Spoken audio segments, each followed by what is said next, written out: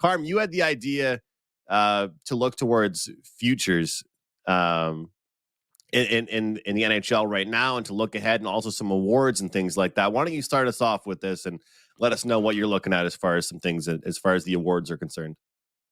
Yeah, we're gonna pop up. We're gonna go through 5 different things fairly quickly because we need to tidy this up in the next 15 minutes or so. We're gonna look at the odds for top goal scorer, the Vezina Trophy, the Norris Trophy, and then some divisional winners. We'll look at some odds that might offer some value, and eventually the Stanley Cup winner. Now that we're halfway through the season and the odds have shifted from where they were at the beginning of the season. Obviously, there are some better prices. So if we can get the top goal scorer prices up there, I'll offer my thoughts on that one. As this is the surprising one. We expected, of course, to see Austin Matthews up there. Last year, he was absolutely on fire, but it's Connor McDavid. I have to believe, in all honesty, and I would love to see Tage Thompson continue to score, but I think that I talked about that Sabres schedule in the second half of the season, 15 games in 22 days, absolute killer. He's going to slow down. I think the regression with Boston, I think at those odds right now where you have to believe Connor McDavid is a slam dunk in this one. Prez, can you find anybody on that list? No, there's no bet here, Carm. Like, I'm not even going to spend time talking about it. Connor McDavid already has 41 goals. He's light years ahead. I mean, Pasternak's at 38. No. Connor's going to walk away with this. I mean, at the start of the year, Draisaitl told him, shoot the puck more. You're too passive. You know, they're really good friends. And he pretty much said, look, man, you always set everybody up. You've been the playmaker your whole career. We want you to prove that you had that goal-scoring touch. And he's certainly done that, as you've seen lots of scenarios. Yeah. Lots of 2-on-1s and power plays. He's not being that pass-first guy anymore. One that I was interested in, and I think I already know Carm's thoughts on this, so, and we have a little bit of a different opinion, so I want to go to Prez first, is the Norris Trophy for the best defensive player. Prez, right now we're kind of seeing different odds here up there as far as, you know, Carlson, you've got Adam Fox, Cale Makar.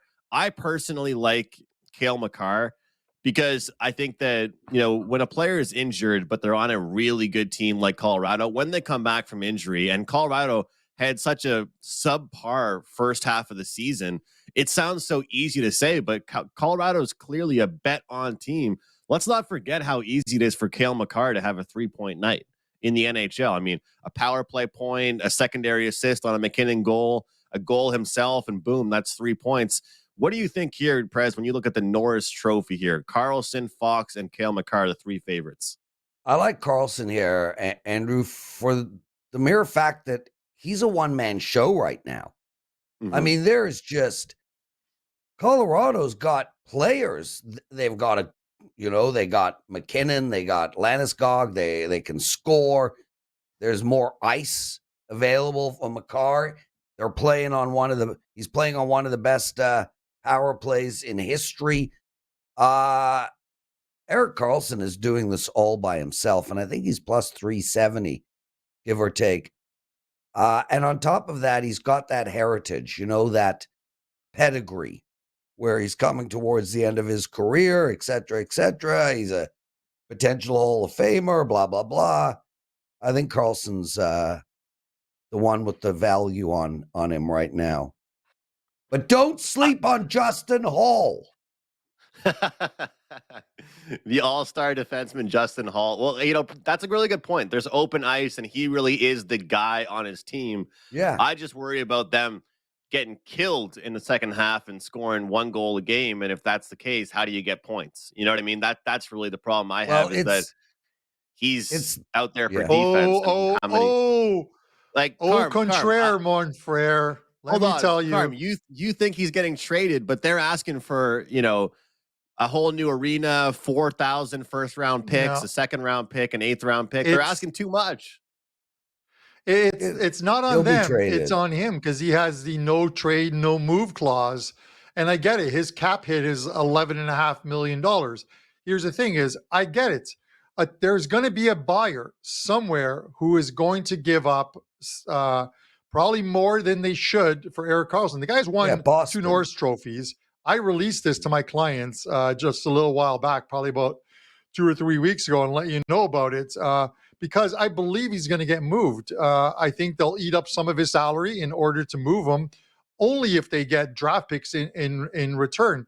At the trade deadline, somebody is going to overpay for Erik Karlsson because they're going to want a defenseman who is an offensive defenseman who can give points. So given that, I'm not worried about if he gets moved and gets moved to a team, a very good team that can make a playoff run. Let's remember, it is about making the run to get into the playoffs and not what happens in the playoffs that determines the voting here. This is a regular season award as opposed to the playoffs as well too, which is why I kind of discount Cale Makar, because I think obviously with the injuries and not having a full season under him, and then Colorado probably getting into a playoff spot and resting him or giving him a fewer minutes, that he doesn't get the stats that he had last year. I think this is Karlsson's, especially if he gets moved, it's his trophy to lose this year, or his award to lose. Yeah, right, I see Boston, Andrew. I think Boston has no choice but to sell the farm this year. Mm-hmm. Bergeron is done. Krejci's old. Taylor Hall's getting old. Marchand's getting old. This team is old, and they don't have many more runs in them.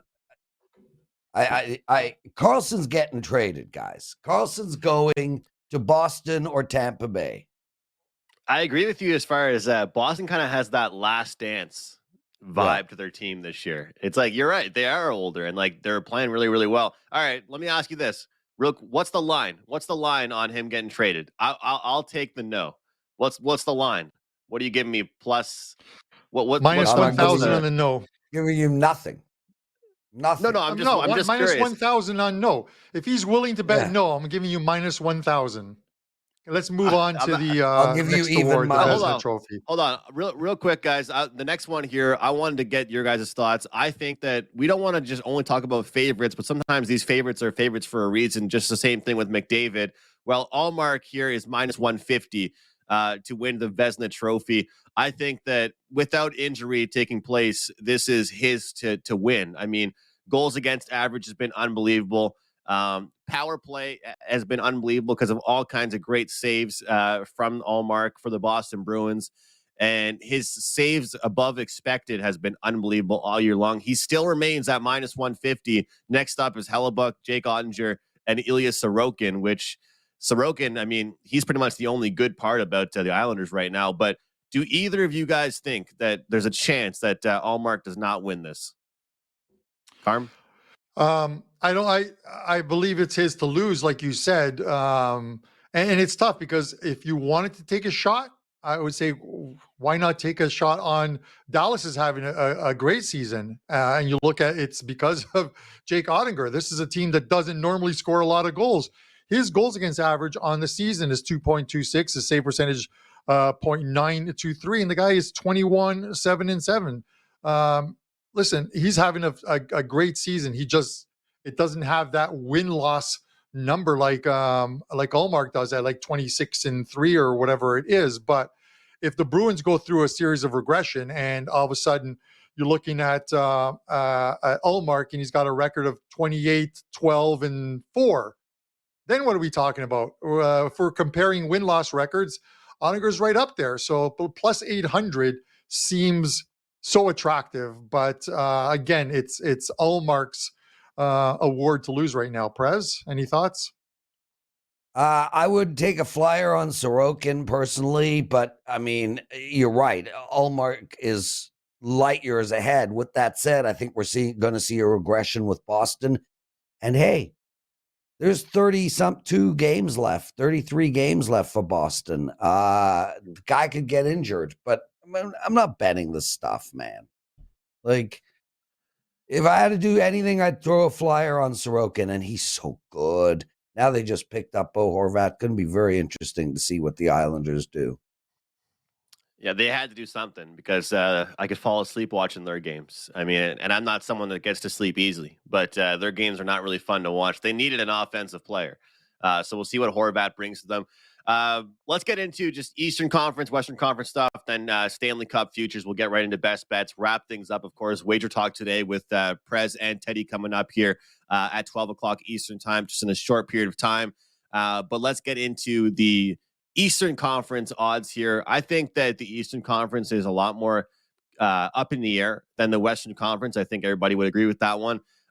Taking a look at the Eastern Conference right now and what we're seeing from them, I think realistically we're seeing, the Boston Bruins obviously leading the way, and you've got the Hurricanes, Toronto, Lightning, and then of course the Rangers. Obviously the Boston Bruins are up there, but this is the thing. This is not the President's Trophy, right, guys? We're not talking about which team is going to win it in the regular season. We're talking about winning it in the playoffs, right? Pretty much punching their ticket. Which team out of all of these teams will be going to the Stanley Cup? And I want to say this, guys. I mean, the past few years, whether it's been a future or whether it's just been me betting on them a lot, Carolina's kind of been my team, right? And everybody keeps on messing with me about, man, you pick Carolina every year. And I feel like if I don't pick them again this year, this will be the year they go all the way. It's what always happens. And you look at what happened with Tampa Bay, with Colorado, all these teams that struggle to just get past that first round, get past that second round. Once they get over that hump, they usually go all the way. The same thing will happen with the Leafs. If they get past the first round this year, I think the Leafs could go all the way. And that's the thing. I think the Hurricanes at 4-1 is my selection. The Rangers that haven't really played their best hockey, they're at 9-1. They would certainly be worth a look in my book. But Prez, obviously the Bruins are leading the way. But who do you think here for going to the Stanley Cup, punching their ticket, the Eastern Conference?